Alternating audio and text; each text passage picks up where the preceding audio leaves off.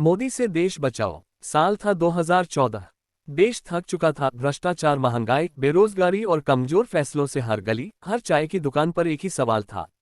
क्या भारत फिर से मजबूत बन पाएगा? उसी समय गुजरात से एक आवाज उठी, साधारण कपड़ों में, तेज नजरों और आत्मविश्वास भरे शब्दों के साथ।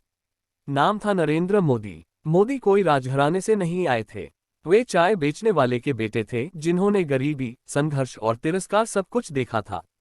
लेकिन उनके सपने बड़े थे, भारत को फिर से आत्मनिर्भर और शक्तिशाली बनाना। चुनाव के दौरान उन्होंने कहा, न मैं भ्रष्टाचार करूंगा, न करने दूंगा।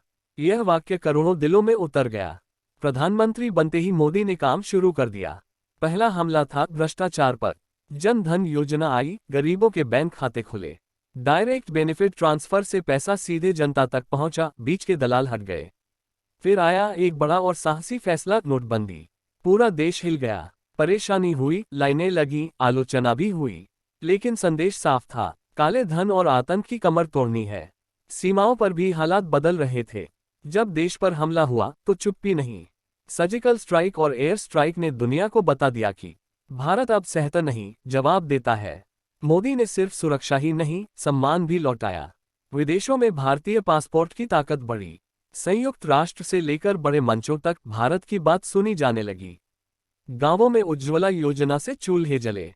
स्वच्छ भारत अभियान से सोच बदली। आयुष्मान भारत से गरीब को इलाज मिला। और राम मंदिर के फैसले से वर्षों पुराना विवाद शांतिपूर्ण तरीके से सुलझा। फिर आई सबसे बड़ी परीक्षा, कोरोना महामारी। देश डरा हुआ था, दुनिया ठहरी हुई थी। मोदी ने लॉकडाउन का कठिन फैसला लिया। वैक्सीन बनाए, मेड इन इंडिया। और भारत सिर्फ खुद नहीं, दूसरों की भी मदद करने वाला देश बना। आज भी आलोचना होती है, सवाल उठते हैं, लोकतंत्र में यह जरूरी है। लेकिन एक बात से इनकार नहीं किया जा सकता, मोदी ने देश को निर्णय लेने वाला नेतृत्व दिया। डर से नहीं, हिम्मत से चलने वाला नेतृत्व।